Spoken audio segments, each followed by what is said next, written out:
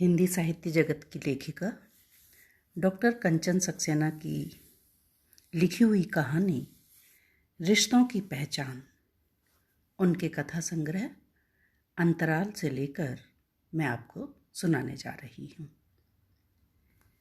तो लीजिए सुनिए कहानी। पिता की मृत्यु के उपरांत माँ ने बड़ा ठोस कदम उठाया। प्राइवेट नौकरी करके अपने बच्चों को अकेले पालना उन जैसी साहसी महिला के ही वश की बात थी। माँ से मेरी अक्सर बहस हो जाया करती थी। इसलिए नहीं कि वो मुझे प्यार नहीं करती थी या कि उनको मेरी कोई परवाह नहीं थी, बल्कि इसलिए कि वो मुझे सर्वगुण संपन्न देखना चाहती थी। प्रेम की डोर में हम दोनों इस प्रकार बंधे थे कि अलग होना असंभव तो क्या, अकल्पनीय था। मुझे याद है, मैं एक बार बीमार हो गई। माँ रात दिन मेरे पास बैठी गीली पट्टी रखती रहती, कभी प्रसाद बोलती, तरह तरह की मिन्नतें मानती, यहाँ तक कि सारी रात बैठे बैठे खुली आंखों में गुजार देती। एक क्षण के लिए भी पलक नहीं झपकाती। न खाने का होश, न पीने का होश। उनके इस निश्चल प्यार को देखकर मैं एक ओर तो गदगद हो उठती, तो दूसरी ओर मुझे उन पर गुस्सा भी आता। मैंने उन्हें झिड़क कर कहा, यदि आप मुझे छोड़ जाओगी तो मैं मर नहीं जाऊंगी। आप खाना क्यों नहीं खाती? जाकर पहले खाना खा आइए। माँ उठकर दूसरे के कमरे में चली गई। वहाँ से धीरे धीरे मुझे सिसकियों की आवाज़ आनी शुरू हो गई। मैं समझ गई कि माँ वहाँ भी मेरी चिंता करके रो रही है। मैं और मेरी माँ, इस दुनिया में अन्य कोई और न था जिसे हम अपना कह सकते। पिता की मृत्यु के उपरांत सभी रिश्तेदारों ने धीरे धीरे मुंह मोड़ लिया था। कोई भी इन विषम क्षणों में हमारा दायित्व उठाने में सहायक सिद्ध न हुआ। माँ ने मुझे और मेरे बड़े भैया को अकेले अपने दम पर पालने का निर्णय लिया। छोटी छोटी नौकरी के साथ वो पढ़ाई करके तरक्की हासिल करती गई। भैया को पढ़ा लिखा कर उन्होंने डॉक्टर बना दिया।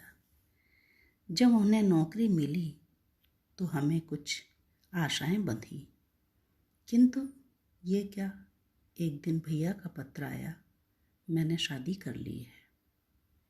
माँ इस पत्र को पढ़कर स्तब्ध रह गई, किंतु मेरे क्रोध का ठिकाना न रहा। माँ ने शीघ्र खुद को संभाल लिया और आशीर्वाद से भरी चिट्ठी लिख भेजी। उसी दिन से मेरे और माँ के बीच वैचारिक टकराव होने लगे। माँ मुझसे डरती, अंदर ही अंदर वह घुटती रहती। वो मुझसे बात छिपाने लगी, डरती कि कहीं मैं डांट न दूं। माँ ने शुरू में मेरी शादी का प्रयास भी किया, किंतु अब लगता था कि मेरे मामले में अब अधिकारपूर्वक निर्णय लेने में उनको कोई दिलचस्पी नहीं रह गई थी। मैं अच्छी तरह जानती थी कि माँ ऊपर से जितनी दृढ़ दिखाई देती हैं, अंदर से उतनी ही कमज़ोर हैं। मैंने निर्णय लिया कि मैं उसी शख्स से शादी करूंगी जो मेरी माँ को माँ समझेगा।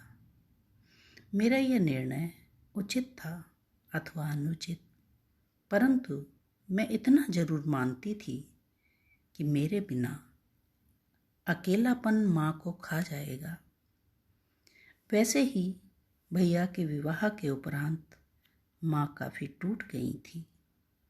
कोई संबल न था हमारा। पिता की मृत्यु पर विवाह के प्रस्ताव को माँ ने ठुकराया और हम दोनों की खुशी के लिए मैं जब भी माँ के विगत जीवन के बारे में सोचती, मेरा हृदय अनुराग से भर उठता। फिर भी यदा कदा हम दोनों में तकरार हो ही जाती थी। मैं तो तुम्हारे लिए जान भी दे दूँ, तब भी तुम लोगों को मेरी परवाह नहीं है। इससे अच्छा है कि भगवान मुझे उठा ले। अपने कमरे में माँ के बारे में मैं सोच रही थी कि क्या ये वही माँ हैं जिन्होंने दृढ़ता से और धैर्य से हमें पाला। आज बात बात में इतनी चिड़चिड़ाहट कि एक दूसरे कमरे से भाभी की आवाज़ सुनाई दी। माँ, क्या कर रही हो? कुछ नहीं, यूं ही कपड़े तह कर रही हूँ।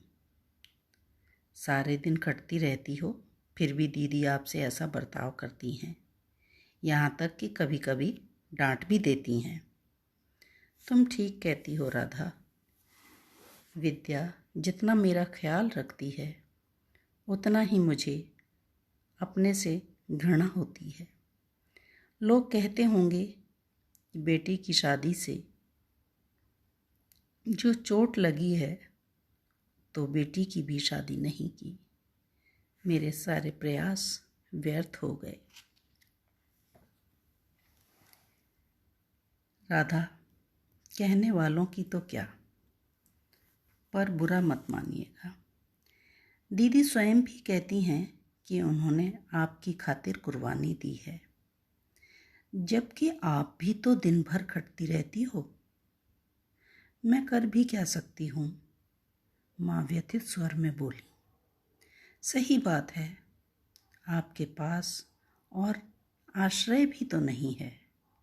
आपको तो दीदी की फटकार सुननी ही पड़ेगी। ये क्या उल्टा सीधा बके जा रही हो भाभी? आप दीदी, आप कब आई? आश्चर्य मिश्रित आवाज में राधा हड़बड़ा उठी। मैंने क्या किया? क्या आप माँ को डांटती नहीं हैं? उल्टा चोर कोतवाल को डांटे, राधा भाभी ने सिद्ध कर दिया। मेरी माँ है, मैं डांटूं या ना डांटूं, आप कौन हैं? हम दोनों के बीच आपका क्या काम है? आप होती कौन है हम दोनों के बीच बोलने वाली? वो मानवता के नाते, मानवता की दुहाई। और आप, क्या कभी आपने माँ के बारे में सोचा? क्या कभी 2 दिन भी अपनी सासू माँ की सेवा की? आपसे न तो रिश्ते बनते हैं और न बने बनाए रिश्ते सहन होते हैं। माँ, आपसे मुझे ऐसी उम्मीद न थी। पढ़ी लिखी होकर ऐसी ओछी बातों पर विश्वास। सच बेटी, मुझसे भूल हो गई। माँ के चेहरे पर पश्चाताप के 2 आंसू ढुलक पड़े थे। भूल अकेले आपसे नहीं, मुझसे भी हुई है। आपकी भावनाओं की कद्र न करके मैंने हमेशा आपके प्रति तलखी रखी। तो क्या हुआ?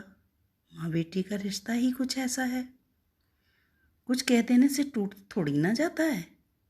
ये तो अटूट रिश्ता है, माँ कह रही थी और मुझे गले लगा रही थी।